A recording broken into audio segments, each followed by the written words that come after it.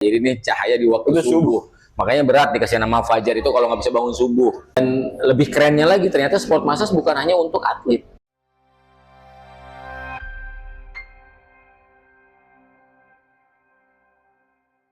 Bismillahirrahmanirrahim. Assalamualaikum warahmatullahi wabarakatuh. Waalaikumsalam. Sahabat sehat semua, alhamdulillahirrahmanirrahim. Ketemu kembali nih bersama kita semua di channel Suka Sehat.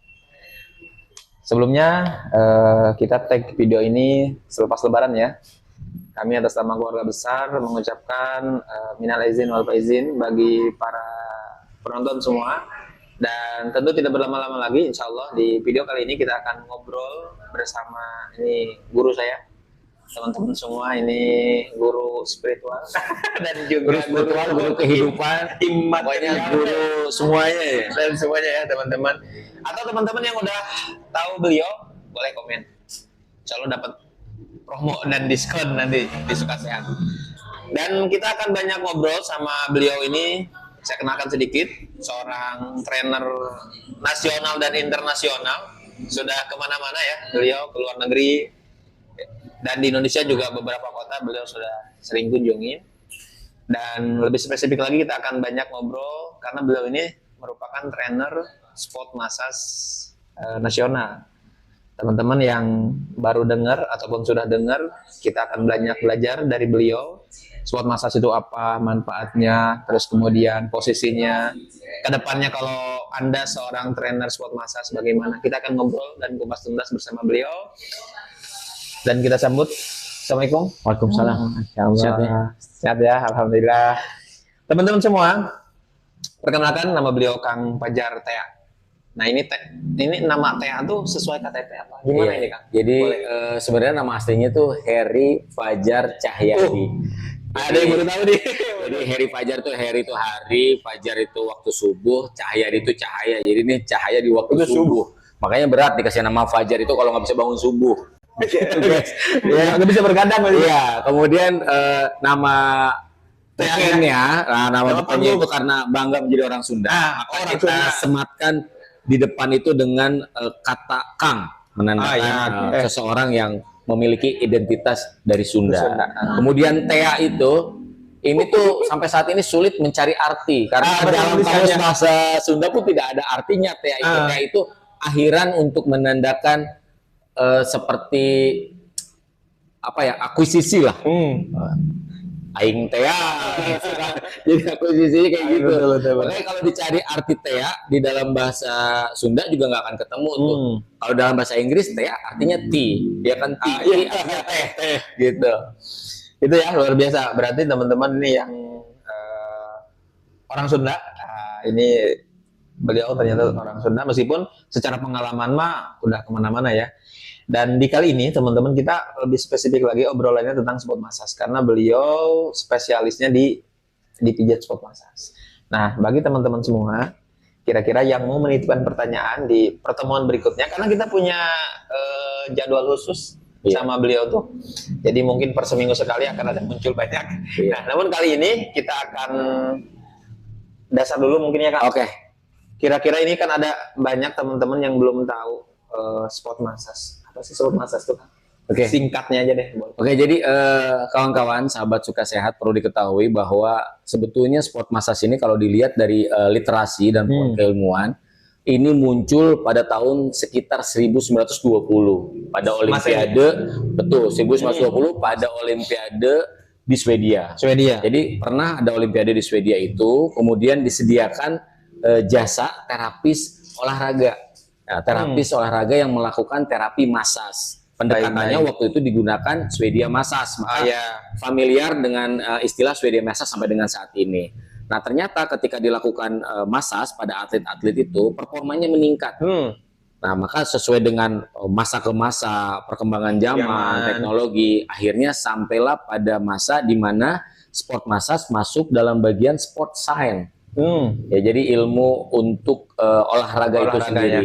Secara definisinya, sport massage itu sebuah treatment massage yang dimanipulasi untuk meningkatkan performa orang, baik sebelum, ketika, ataupun sesudah olahraga. Jadi tidak ada aturan khusus. Sebelum boleh, Ketika berolahraga, boleh. oke. Sesudah olahraga juga lebih baik.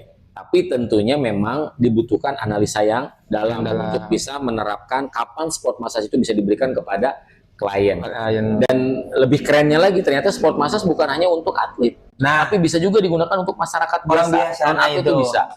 Yang terpenting tujuannya, goalsnya itu apa? Goalsnya untuk memperbaiki performa tubuh, ya, meningkatkan fleksibilitas, kemudian membantu juga meringankan keluhan atau mencegah cedera. Nah, gitu ya teman-teman. Ternyata ini langsung 2 pertanyaan terjawab semua. Terjawab semua ya. Manfaatnya juga tadi bukan hanya untuk atlet, orang biasa seperti kita juga insya Allah bisa merasakan manfaat daripada sport massage. Tapi mungkin 3 atau 4 manfaat umum deh kan, boleh sport massage tuh yang meningkatkan performa tadi. Yang pertama, sport massage itu sudah dapat dipastikan karena gerakan massage itu ada gerakan epurase, ya, maka gerakan epurase ini akan menekan kortisol, hormon kemudian meningkatkan endorfin atau hormon bahagia. Maka kecenderungan orang yang melakukan treatment yang di dalamnya ada gerakan epurase, maka kadar stresnya akan berkurang. Kemudian cenderung akan lebih bahagia. Itu yang pertama. Kemudian yang kedua, biasanya sport massage itu diberikan 9 teknik dasar. Nah, 9 teknik dasar ini ada satu teknik yang biasa kita sebut dengan friction, menekan satu bagian otot untuk merestrukturisasi bagian otot itu sendiri, sehingga kondisi otot akan terjaga fleksibilitasnya. Ada 9 ternyata Kang. Ada 9 tekniknya. Dan kita akan bahas nanti satu persatu. Oke. Nah, kemudian yang ketiga, sport massage itu diberikan atau kita mendapatkan treatment sport massage itu dengan tujuan tadi kan bisa meningkatkan performa, kemudian menjaga fleksibilitas ototnya dijaga fleksibilitas sehingga tidak mengakibatkan terjadi cedera. Itu. Dan masih banyak lagi tentunya. Masih banyak manfaat-manfaatnya. Secara umum kita ambil ada 3 bagian, yang jadi prioritas ketika orang bicara dengan sport massage, ya itulah sport massage. Gitu ya teman-teman. Ada yang sudah ngerasain manfaat daripada sport massage, boleh komen. Oke, baik, dilanjut nih Kang. Kira-kira ini orang kan lagi happening nih sport massage. Oh, saya kalau cuma pijat-pijat doang bisa. Ya, betul. Kira-kira banyak atau ada nggak sih hal-hal, kesalahan atau risiko kalau orang main sport massage tanpa belajar? Iya, betul.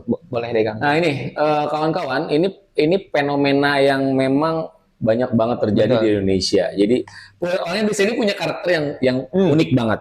Kalau ada sesuatu yang happening, ada sesuatu yang viral, orang akan rame-rame tuh ambil bagian di situ. Karena buat orang Indonesia no viral no justice. Jadi mereka akan sama-sama ambil kesempatan. Di beberapa waktu pun kita sering mendapati bahwa ada terapis yang belajar melalui YouTube, atau tidak terapis yang belajar hanya dengan menyaksikan video, bahkan ada terapis yang belajar hanya dari wangsit, ya kan, ketika orang cedera saya pegang kemudian jadi sembuh. Nah, sementara itu kalau kita bicara tentang keilmuan, maka yang paling harus jadi fundamental itu adalah body knowledge, ya, pohon keilmuannya. Pohon keilmuannya. Sebagaimana kita ketahui bahwa sport massage sudah jadi bagian dari sport science. Maka sudah ada prodi khusus, program studi khusus, fakultasnya ilmu keolahragaan dan kesehatan. Jadi kalau buat kawan-kawan yang memang mau belajar sport massage serius, terus mau memperdalam, ya harus mencari dulu yang pohon keilmuannya jelas, di mana belajarnya, kemudian pengalamannya seperti apa, sehingga apa yang nanti dipelajari bisa dipertanggungjawabkan. Resikonya tinggi ini kawan-kawan, kalau kita misalnya nih belajar dari YouTube, ini jujur, kadang kita sendiri kebingungan gitu. Contoh, kita melihat satu konten, orang mengalami cedera bahu, ya, dia kesulitan mengangkat, kemudian di treatment dengan 4 teknik aja. Biasanya diepurase, ya, setelah diepurase, kemudian di friction, terus dikasih shaking, tiba-tiba dia bisa ngangkat. Nah, balik lagi, karena ini media sosial dan bentuknya konten, bisa jadi memang ini yang dijual. Betul. Pertanyaan mendasarnya, berapa persen orang yang mengalami cedera bahu yang berhasil dengan teknik tersebut? Ya. Nah, ini yang jadi patokan kita. Kalau misalnya yang berhasilnya 1, 9 yang nggak berhasil, maka metode ini tidak dapat diaplikasikan. Dan tentunya mengalami resiko-resiko yang harus kita hindari. Praktek itu. Betul. intinya memang nggak bisa sembarangan. Kalau memang sudah dibekali dengan keahlian dari manapun itu, lebih baik distandarkan. Paling tidak di-upgrade lah, sesuai dengan keilmuan yang sedang berkembang pada saat ini. Sehingga tidak terjadi hal-hal yang kita tidak inginkan. Betul. Pokoknya ingat, ada 3 prinsip dasar ketika kita mau mendalami tentang ilmu terapi. Ini 3 prinsip. Pertama, safety. Keamanan. Amanin dulu. Aman. Terapi itu aman untuk kita, aman untuk klien. Jangan buat cedera ya. Jangan buat cedera. Ada nanti kliennya sehat, terapisnya cedera. Atau sebaliknya. Ataupun sebaliknya. Kemudian yang kedua, efektif. Metodenya ini harus efektif. Supaya efektif itu bagaimana? Berarti analisisnya harus kuat. Diagnosanya harus tepat. Baru kita bisa berikan treatment. Sehingga antara analisis, diagnosa, sampai ke treatment ini satu linear. Nah ini akan menghasilkan insya Allah hasil terapi yang efektif. Kemudian tadi, efisien. Kalau masih bisa waktunya diefisiensi, itu nggak perlu klien tuh disuruh lama-lama. Duduk, tenggorok, terlentang, terus semua. Jangan. Kita makanya harus tahu analisisnya kuat, treatmentnya tepat, maka efektif dan efisien itu akan jadi satu kunci untuk mendapatkan hasil terapi yang perfect. Begitu. Gitu ya, teman-teman, tetap apapun keilmuannya kita harus ada gurunya, harus belajar, jangan mentang-mentang lagi rame. Iya, ikut-ikutan. Lagi viral, bisa. ikut-ikutan. Kalau terapis yang baru-baru ke bawah-bawah arus masih oke lah gitu ya. Tapi kalau yang udah lama, mereka pasti akan ngetawain teman-teman ya.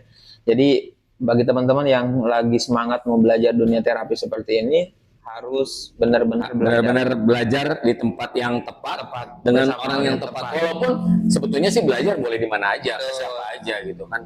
Bahkan ada hadis atau apa yang menyatakan jangan lihat dari siapa pesan itu keluar, tapi lihat apa yang disampaikan gitu. Tapi tetap kalau di dalam dunia yang ada skillnya, kemudian ada SOP-nya, ya harus diperhatikan agar tidak salah nanti mengaplikasikan. Betul, karena kita berkaitan dengan nyawa orang. Dengan nyawa orang, tubuh kesehatan orang.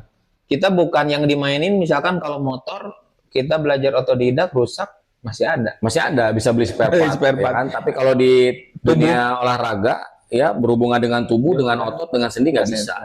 Nggak ada spare partnya. Nggak ada spare partnya. Jadi kita harus ekstra hati-hati. Hati-hati. Oke, baik Kang. Ini berhubungan dengan pembelajaran. Kira-kira ini mah ya. Kalau ada orang nih kosong nih tertarik di dunia sport massage, kira-kira harus mulai dari mana dulu sih? Apa langsung pijatnya, frictionnya kayak tadi, atau harus dari mana sih belajarnya? Oke, jadi baru kita kan bicaranya tentang soft skill ya. Jadi soft skill itu sesuatu yang akan menjadi investasi jangka panjang. Tapi sesuatu yang akan menjadi investasi jangka panjang ini bukan tanpa resiko. Artinya ketika kita memilih untuk masuk ke dalam dunia treatment, ke dunia terapi ini, kita harus berpikir dulu tujuannya kemana. Baik. Berarti yang paling pertama goals-nya. Ya, goals-nya mau kemana nih? Harus jelas dari awal dulu. Harus jelas dari awal. Apa nih? Betul. Karena kalau misalnya goals-nya nggak jelas, pasti nanti di langkah demi langkahnya itu akan mengalami permasalahan. Oke. Spill deh Kang, goals yang jadi goals-nya tuh yang secara umum. Kalau menganggap bahwa kita ingin menjadi terapis itu dikarenakan uang, maka kita harus memproporsionalkan. Jadi profesional tuh. Niatnya cuan ya tadi ya. Untuk mendapatkan keuntungan. Kan balik lagi, kalau untuk mendapatkan keuntungan, berarti kan kita akan bicaranya dua hal. Value dan ekspektasi. Setiap orang yang mau datang ke kita, pasti dia akan bicara, apa sih yang bisa saya dapatkan? Kemudian kelebihannya apa? Jadi yang pertama, perjelas dulu. Makanya Akang biasa membagi jadi 3 hal. Ada orang yang jadi terapis itu dikarenakan keturunan.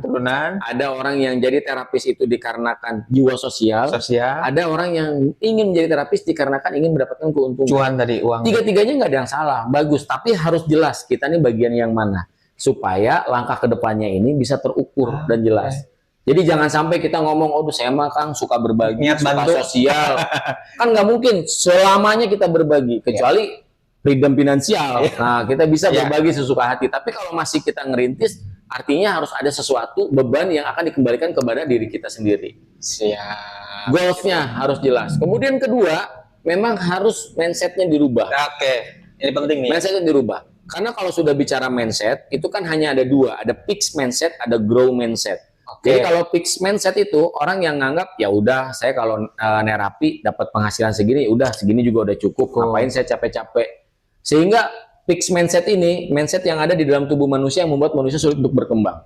Ada lagi grow mindset. Jadi grow mindset itu bagaimana kita menanamkan mindset di dalam diri kita bahwa kita ini akan selalu merasa kekurangan akan ilmu, kehausan akan pengetahuan. Terus belajar ya. Terus belajar. Kemudian tidak pernah merasa lelah.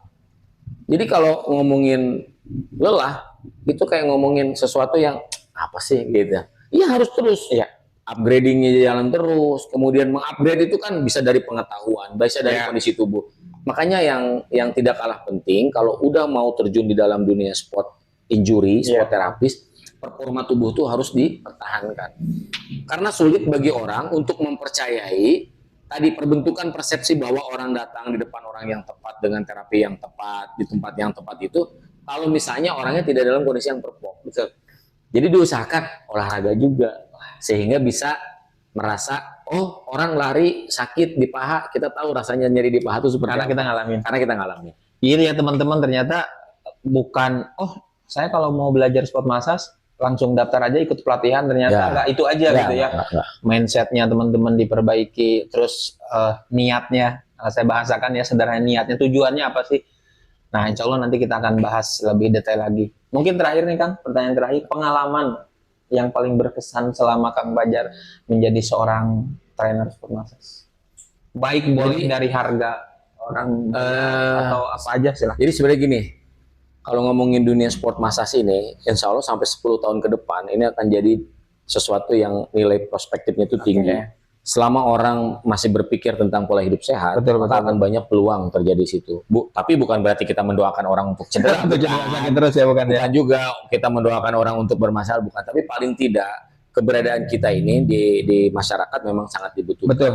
Apalagi di kalangan masyarakat yang memang sudah teredukasi olahraga yang baik dan benar, orang akan lebih cenderung memilih pengobatan-pengobatan yang masuk di akal mereka. Betul. Secara sains gitu. Itu kan akan jadi sesuatu yang betul-betul diidam-idamkan lah oleh orang. Kalau dia cedera terus dia ditangani dengan baik, dengan benar, dia akan mendapatkan sesuatu yang diekspektasikan.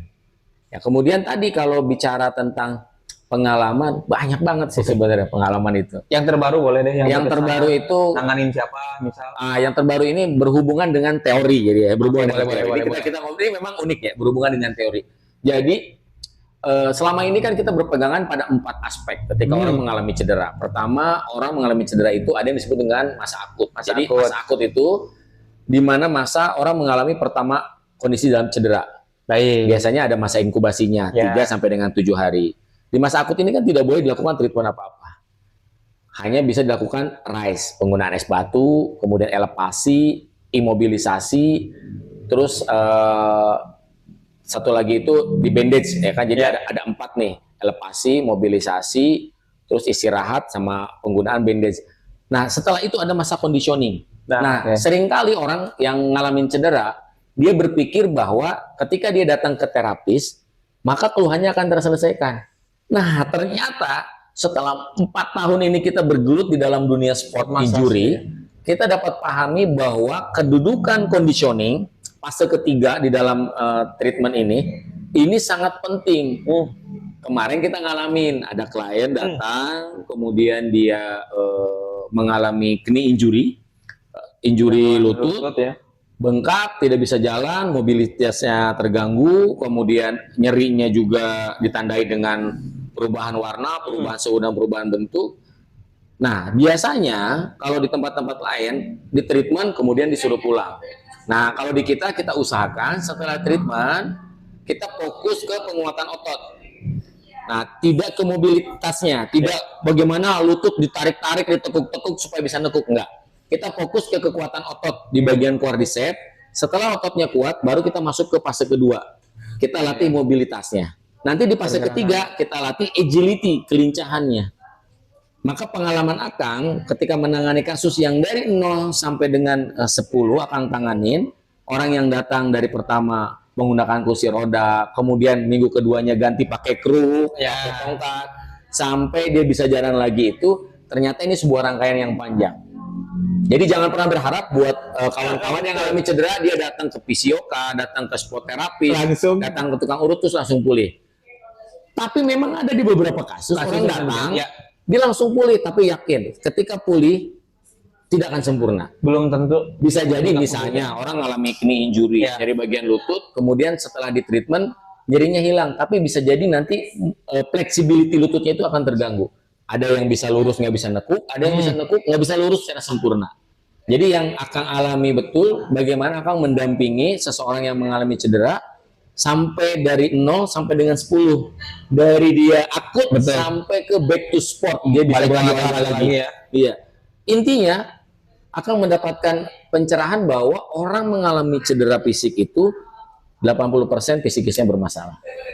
Karena apa? Karena manusia pada hakikatnya kan maunya serba sempurna. Betul. Dia datang mau langsung sembuh, kemudian dia nganggap kaki kiri aku kok sakit, kanan aku normal, kenapa kiri nggak bisa kayak kanan? Nah itu kan ternyata menyerang fisikis. Betul. Dan fisikis itu kalau sudah mendominasi, maka akan terjadi dengan kegagalan sistem metabolik tubuh. Jadi tubuh itu juga akan susah untuk meregenerasi Kalau stres. kalau stres. Tadi kalau psikisnya terganggu.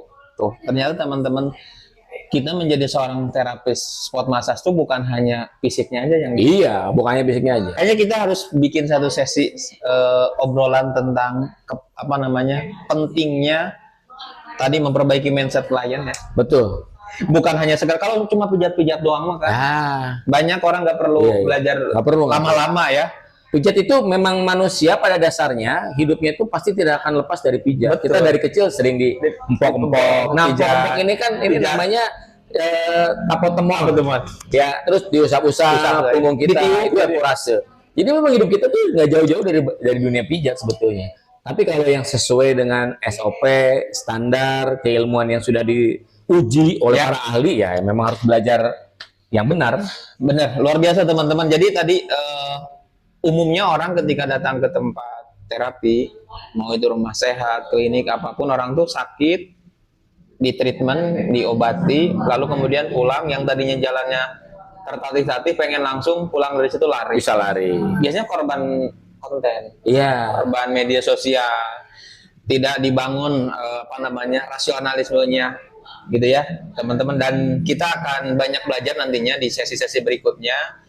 Karena kita bukan hanya sekedar ingin tadi ya Kang Fajar mengedukasi orang datang di treatment yang tadinya nggak bisa jalan jadi bisa jalan. Iya benar-benar. Tapi kan kita nggak bicara oh Kang Fajar ngalamin nggak? Tadi kan beliau bilang ada juga yang tadinya parah jadi kebantu banget habis terapi. Tapi kan tidak berlaku buat semua orang. Dengan kasus yang sama di orang yang berbeda bisa berbeda.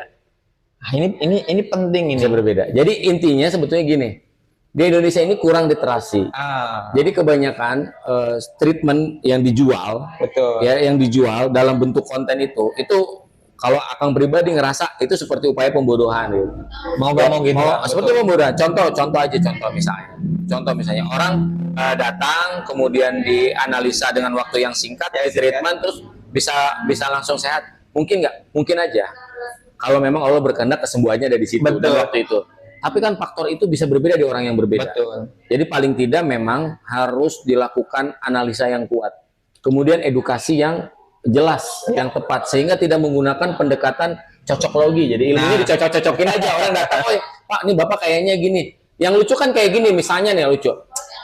Pak, ini Bapak ini saraf kejepit gitu. Nah, orang mengatakan saraf kejepit atau HNP itu, suspek itu harus ada basicnya. Betul. Contoh, secara visual kita bisa melihat orang dengan jalan sudah imbalancing, jalannya udah berbeda. Tidak secara seimbang. visual. Kemudian kedua dari karakter nyeri. Jadi nyeri yang diakibatkan saraf ini biasanya nyerinya panjang, betul. Ada rasa panas, menjalar dan kesemutan. Nyeri. Kemudian apalagi dari visual, kemudian dari nyeri. Ya kan. Yang ketiga, ini alat penunjang pembantu diagnosa. Biasanya ronsen atau MRI. Makanya kalau datang klien ke kita terus dia mengeluh saraf kejepit, pasti kita akan minta hasil MRI-nya. Walaupun kita bukan seorang ahli radiologi, tapi akhirnya kita bisa baca kesimpulannya. Kalau dinyatakan di dalam kesimpulannya suspek HNP C1, C2 sudah jelas berarti orang yang tersebut mengalami penyempitan atau saraf kejepit pada bagian cervical 1 dan cervical 2. Gitu. Betul. Intinya nggak boleh dicocok-cocokin lah. Orang sakit tuh nggak bisa dicocok-cocokin. Baik, kayaknya kita akan obrolan berikutnya. Apakah nuansa cocokologi, nuansa kadang kan pijat juga suka dikaitkan ke hal-hal mistis. Ya. Kayaknya kita ada sesi kedua dengan seru kayaknya. Itu menarik banget. Kenapa bisa orang tuh ini tampilannya nggak pernah ngerti anatomi tubuh, Iya. penampilannya juga nggak seperti ahli pijat karena dari badannya aja nggak mendukung, tapi orang datang ke dia cuma dipegang-pegang doang, ditiup, laris. Iya. Kayaknya kita harus Wah, itu menarik banget. Jadi ngebahas segala sesuatu tuh harus dari segi-segi yang berbeda. Betul. Nanti kita akan Nanti kita banyak bahas ngobrol ya teman-teman. Sekali lagi luar biasa. Kita banyak pengalaman-pengalaman baru, ilmu-ilmu baru, terutama bagi para terapis. Mudah-mudahan bisa mengambil hikmah